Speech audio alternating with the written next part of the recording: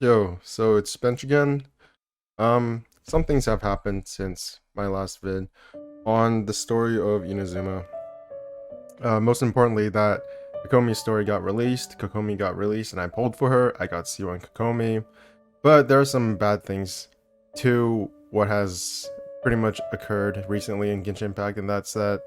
Well, the anniversary awards are pretty much a joke. They're what I would call hilarious, but it's probably not as funny to people who are expecting something.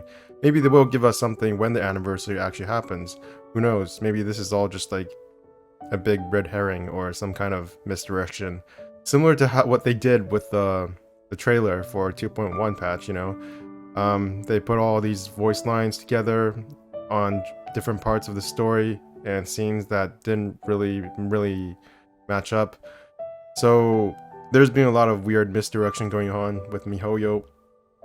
But I played the Kokomi story quest and I liked it. It answered some questions. Like, we know that Sarakujo is alive and she didn't get killed off by Senora. That would be kind of really weird since she's a playable character. And as far as I know, no playable character has died in Genshin Impact so far. It would be really weird if she was somehow the first character to just get, off-screen. So that's a good thing. As for the story itself, I liked it a lot. Not like as much as John Lee's first story quest. That was absolutely brilliant, and I might do a vid on that someday. But yeah, John Lee's story was the peak of Genshin story writing in general for me. That's when the story really clicked, and I got really excited because I thought, well, there's this whole world that is really deep and exciting to explore, and that's pretty much why I got so upset when Inazuma's story, Archon Quest stories ended, and it didn't really answer a lot of questions. But Kokomi's story did. It wasn't perfect, but it gave Kokomi some character development. It gave the audience some closure as to what happened with Inazuma and how the Shogunate forces and the Watatsumi forces are dealing with each other now. And it's good to see that Watatsumi isn't just back in the fold. The people living in Watatsumi have their own things going on. The people who died, they weren't just forgotten. And the Sengonomiya forces have their own problems now that the war has essentially ended. But, a lot of people have died. And that's what this story quest is really dealing with. Some things I didn't like was there was no ending battle. Like, it's really contrived how most of the story quests have this ending battle, right? I talked in my, my Raiden Shogun story quest that it was kind of contrived and weird that the Raiden Shogun had to beat a bunch of like random mobs at the end, because realistically speaking, they would just like bow down because there's really no way they could be able to win. So unless they were somehow possessed by like the Tarigami energy, I don't see how they could have realistically thought they would win or even hold out against the Raiden Shogun. But that wasn't the case here. There was just no ending battle, which isn't a terrible thing, because it makes sense, right? They just talked it out. In the end, Sarakujo and Sengonomiya Kokomi, they were rational people. They talked it out, and I like that. So it didn't solve all of the problems. There were still some things going on that I didn't really get, like, would you as a leader entrust the people who are just trying to rebel against you like a few seconds ago with taking care of the island, which was essentially what happened in the end, right? The people who still wanted to go to war with the Shogunate forces, they got turned into their own special division. That seems to happen a lot in Watatsumi. Like, oh, here's a problem, here's the traveler, let's just put him in a special division or special unit. Here's a bunch of people who still want to go to war. Let's just make them do backbreaking training all the time so they don't cause any trouble, right? That's essentially what she did, which is kind of smart. But at the same time, I wouldn't really trust them anyways. But yeah, Kokomi, I like her character mostly because she's cute. But I think they made her more real, less of a meme, I guess, because in the Archon Quest she pretty much was a meme. In her story quest, she's somewhat less of a meme. So, good for Mihoyo. I guess they really did. Well, they didn't really. They didn't really think some things out, in my opinion. Like, Inazuma's story is kind of still borked. there's some things that they probably won't be able to fix, like the main Archon Quest. The general flow of the story is just kind of screwed up.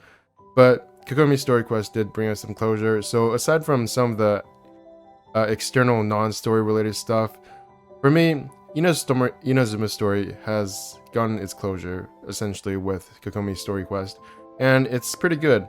It's not the best thing ever, but it's not terrible either. Sarakujo is alive. Kokomi is ruling her own island now. As one thing I did find a bit weird is that I'm still not sure if Watatsumi was always under its own control or if it was under the shogunate's control, because during the story quest they did talk about how Watasumi's defense forces were originally under the Tenryou Commission, right? So they weren't really their own independent nation. They were part of Inazuma as a whole. They were just this kind of weird, completely integrated part of Inazuma, I guess. Maybe that'll get developed in the second story quest of Ren Shogun, or maybe in the second story quest of Kokomi. Who knows? Yeah, so that's pretty much how I feel about Watatsumi and Kokomi for now. I still wish she had more of a role in the Archon Quest, but better late than never, you know. One thing I will say is that I'm kind of concerned with how they're relying on story quests, because if you look at all the characters who got development, right, they're all 5-star characters because they get their own story quest. So essentially everybody gets pushed to the weight side. We don't really get to see much of Sarakujo, even though she played a pretty critical role in the story. We don't get to see much of Ningguang either, since she's a 4-star. So really our sense of the story is dictated by what star level these characters are. 4-star characters, nobody gives a shit about. Mihoyo doesn't give a shit about them either in the story or like promotional wise. Shingen, she probably won't get anything until maybe like, what's that? Until the water region. I forgot what the name was, but Fontaine, right? Until Fontaine, because her story is tied to that. But even then, I'm not sure if she will get anything, because she's a Liu character, right? So yeah, I hope in the future they tie the story quests less. They make them more of their own standalone thing, right? Because in Inazuma, we even had to do Yoimiya and Ayaka story quest just to get through the main story quest, and that was really weird because it almost felt like they were saying they were crucial to the story. They're basically part of the main story as it is right now, at least some of them anyways. Some of them don't feel as crucial, like Klee's story and Jean's story, but some of them really are just part of the Archon Quest. They're just called story quests, which is pretty... It seems kind of like a cop-out, you know, because they're just making content and calling them story quests, but really they're Archon quests because you have to do them anyways. And if you don't do them, then the story doesn't really make a lot of sense. Like, if you didn't do Kokomi's story, then how are you supposed to know Sarakujo is alive? It's just completely extraneous to the entire plot. Even though Sarakujo did, like, she was made out to be more important than she was, I guess. So yeah, anniversary rewards, they suck. Genshin, I hope Genshin right now, I think, is going through a kind of like an identity crisis, because at one side you have the gacha side of things, which is that like you have to have a new character every single month essentially, and then on the other side you have the story, which is really the majority of the game.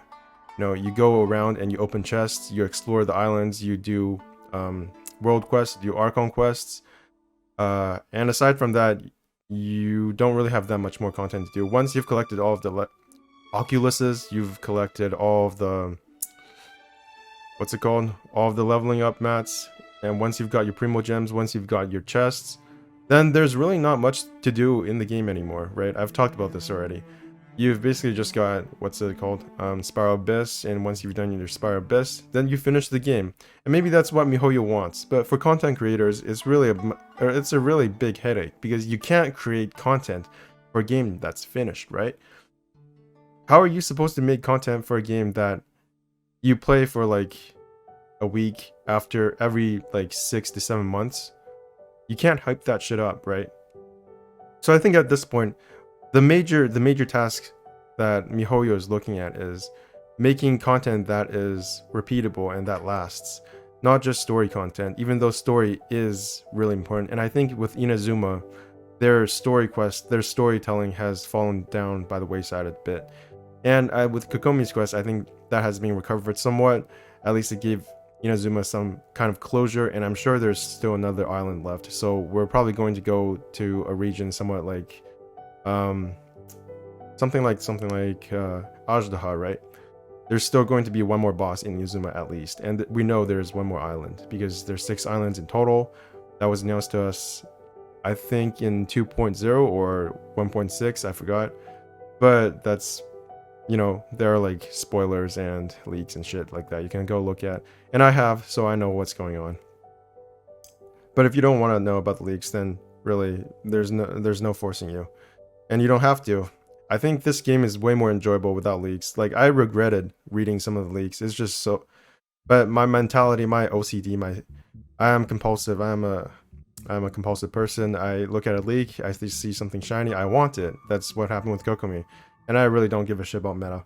This game is not a hard game. Like, even though there's so many videos being created about meta shit, how do you do more damage? Really, once you defeat the Spiral Abyss, that's the epitome of the game, right? In terms of difficulty, you don't really need to do anything after that. And for the 99% of the game that is not Spiral Abyss, you really don't need to do anything other than level your character level 80, get some decent artifacts. I don't have any good artifacts, to be honest, but there you go. I finished the story.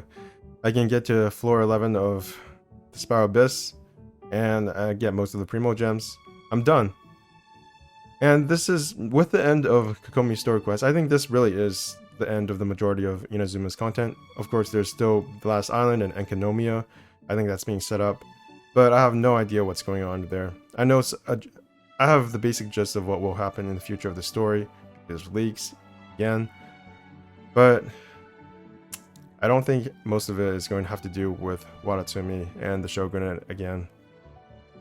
Anyways, this is Bench, signing out.